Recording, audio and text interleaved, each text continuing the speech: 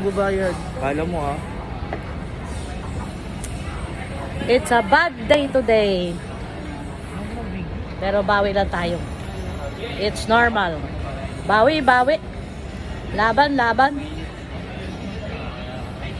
Laban, laban lang.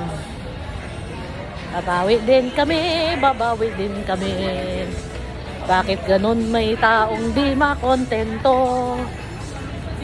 Binigay na nga lahat, gusto, pati siko, kainin pa. Oh God.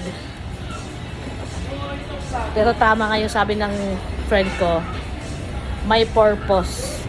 At mas may higit at mas magandang darating. I agree with that. Okay? Pupunta ako ng grocery. Bibili ako ng gatas ng aking princess. Wala nang milk ang princess ko. Kasi pag may pasok ang nanay niya, wala siyang breastfeed. Ha?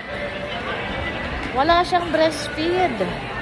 Kaya bibili ako ng gatas ni Naya Naya. Bago makalimutan ang lahat, dadaan muna ako dito sa grocery para bumili ng gatas ng aking mahal na prinsesa Naya Naya. Okay, dito na ako. Dire-diretso tayo.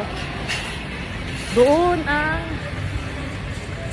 baby formula powder. Malapit na tayo. Ano ba bang kulang ko? That's it. That's it. Stiririt. Okay, off ko muna to ha. Dahil hahanapin ko pa ang gatas ng aking palalabs. Ang aking rena.